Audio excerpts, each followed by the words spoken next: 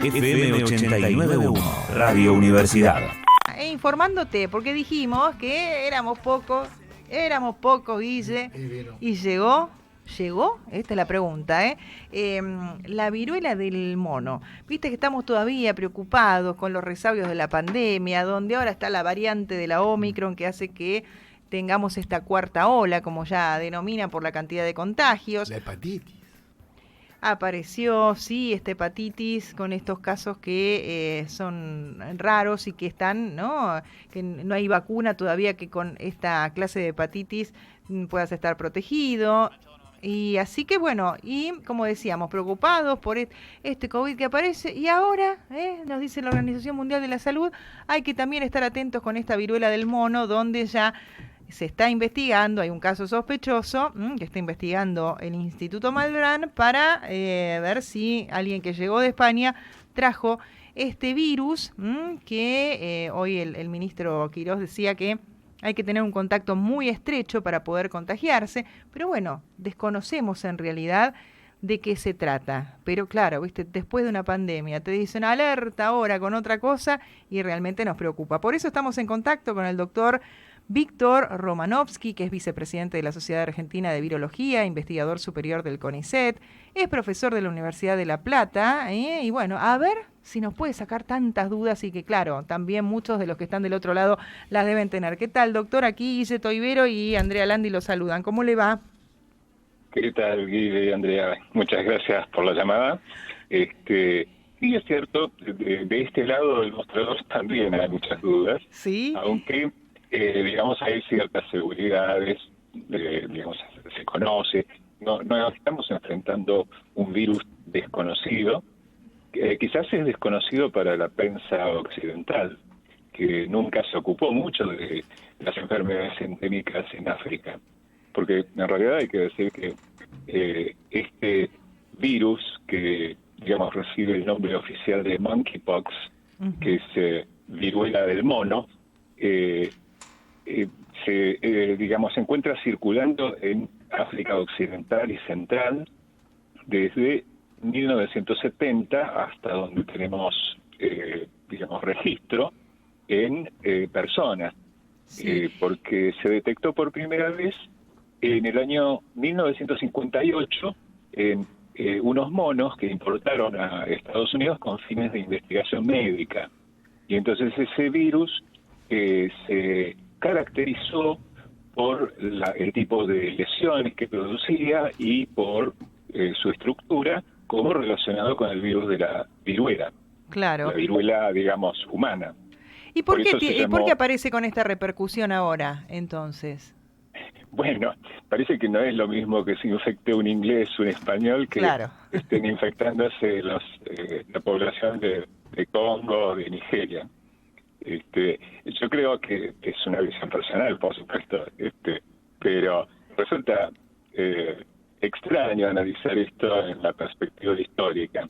Claro, y más teniendo en cuenta que, a ver, por lo que leí, no es mortal, sí es muy molesto. Ahora nos va a comentar usted, doctor, cuáles son las vías de contagio, pero bueno, sí, también desde la OMS se habla de esta precaución. Hoy estaba viendo que en Bélgica les están pidiendo que hagan cuarentena a aquellos contagiados. Sí, son medidas de precaución para evitar que haya una dispersión que quizás sea mayor que la que ha habido hasta el momento en la zona endémica, que es en las regiones de África que le mencionaba al principio. Claro. No parece ser muy fácil de contraer, no es fácil de transmitir, es muchísimo más difícil que la transmisión del coronavirus que causa la COVID. O sea, estamos sensibilizados después de Claro. ese tipo de machaque con un virus que primero, cuando apareció, no teníamos ni vacunas, no teníamos ni noción de cómo se contagiaba, ni cuál era la tasa de mortalidad, que parecía enorme. Pero pongamos a este virus de la viruela del mono en perspectiva con el virus de la viruela humana, que es el que la gente recuerda, digamos, como prototipo de la viruela. Sí. Y la viruela es espantosa, es una enfermedad que hasta que fue erradicada tenía una tasa de letalidad del 30%. Claro. Es decir, que una de cada 3 personas que se infectaba terminaba del otro lado del portal galáctico. Y Víctor, a ver, bueno, teniendo en cuenta esto, pero por eso digo, estamos tan sensibles que uno empieza a ver que la OMS recomienda, que aparece, ¿no? Hay preocupación. Y claro, venimos de una pandemia donde sí, a ver, como bien explicaba, por el COVID falleció gente y todavía hay algunos que también pierden la vida. Y esto, a ver, tiene una proporcionalidad totalmente diferente. Absolutamente distinta, sí. Por los requisitos que tiene que atravesar para poder ser transmitido de un individuo a otro. ¿Y se transmite sexualmente?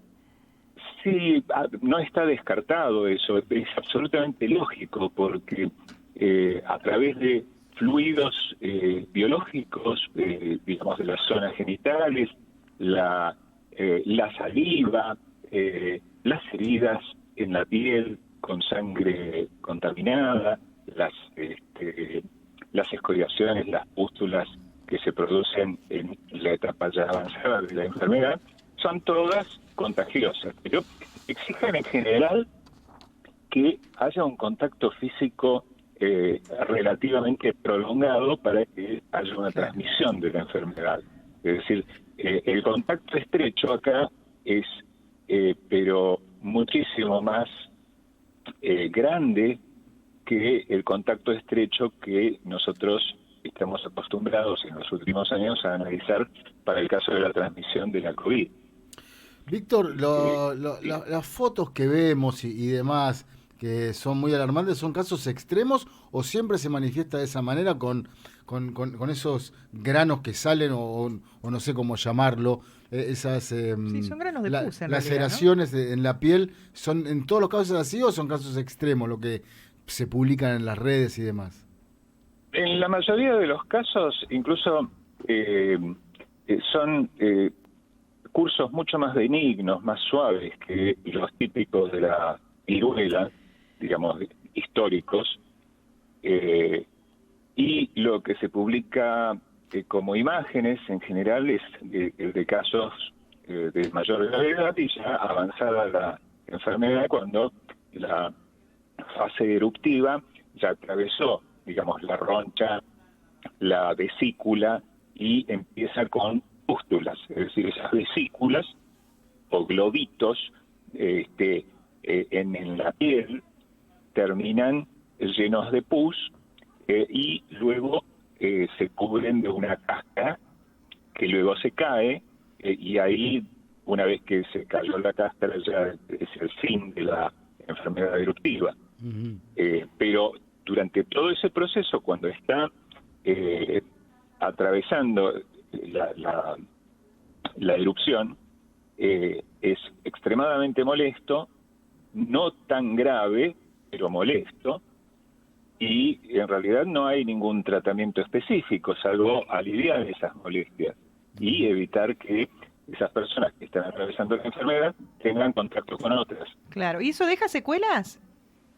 No deja secuelas hasta donde sabemos, y como la enfermedad tiene un registro, digamos, la causada por la viruela del mono, tiene un registro en África desde 1970, cuando se produjo el primer caso registrado por las autoridades de salud. Ese primer caso es una anécdota interesante porque se trató de un chico que estuvo en una reunión familiar. Todo esto es un raconto que yo no puedo dar fe, pero que es lo que se va transmitiendo. Sí. Que tuvieron una especie de fiesta en la que se consumió carne de mono y el único infectado con este virus que causó esa erupción muy parecida a la viruela fue ese chico. Claro, un caso para Doctor House en ese momento, ¿no? Parece. ¿Cómo? Un caso para Doctor House. Sí, es detectivesco esto. En realidad, este chico era la única persona no vacunada con la vacuna antivariólica. Ah, mira.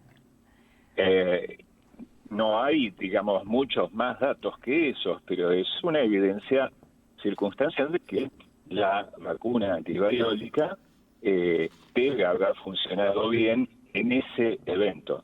Claro. Ahora, con todo lo que pasó desde 1970 hasta ahora en África, se están, digamos, exponiendo números que dicen que la vacuna antivariólica es un 85% tiene un 85% de efectividad en la vida real para prevenir esta viruela de mono, que ya de por sí es más leve que la viruela misma.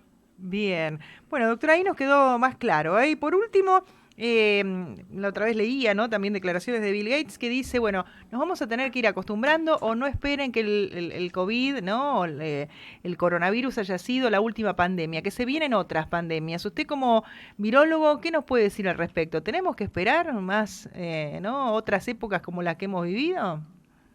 Yo creo que hay que tomar todo como un aprendizaje y hay que darse cuenta que en realidad muchas de estas enfermedades que aparecen afectando al hombre a través de agentes infecciosos, que pueden ser virus o bacterias o incluso hongos, surgen de nuevos contactos entre distintas especies, por ejemplo, animales y hombres, humanos y otro tipo de animales, por ejemplo, roedores, que en este caso les puedo comentar que los roedores son más proclives a infectarse con este virus de la viruela del mono que los monos. Serían probablemente, aunque tampoco se lo puedo confirmar con 100% de certeza, los roedores digamos, silvestres, los portadores de esta enfermedad, los reservorios, y sus, digamos, fluidos, la saliva, cuando los roedores se atacan, salpican sangre, cuando son muy voraces, y eso sí hay personas cerca que en realidad antes nunca estuvieron cerca de esa fauna silvestre, esas personas están bajo riesgo de ser infectadas. Es una zoonosis que produce zoonosis porque afecta o por lo menos infecta a animales y puede ser transmitida a los humanos. Una virosis de ese mismo tipo, que creo que sirve de ejemplo, es la fiebre hemorrágica argentina, que empezó a ser un problema cuando se expandió la frontera agrícola en la pampa húmeda.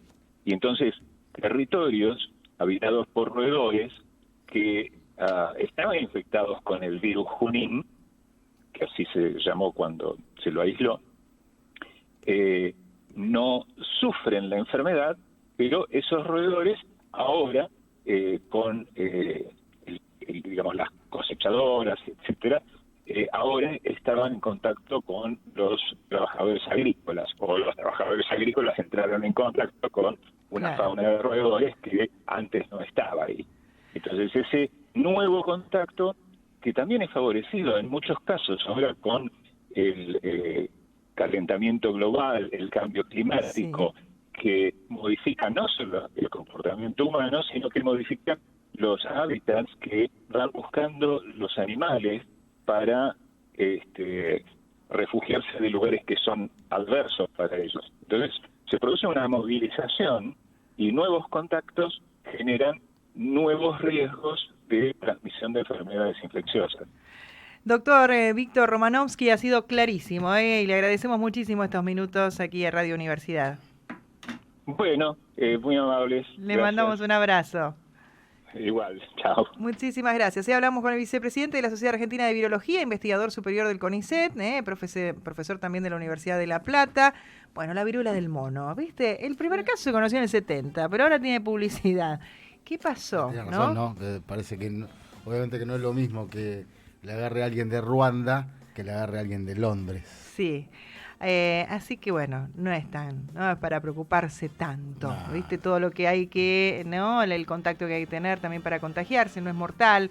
Desde la Universidad Nacional de La Matanza, Radio Universidad FM 89.1. Siempre cerca.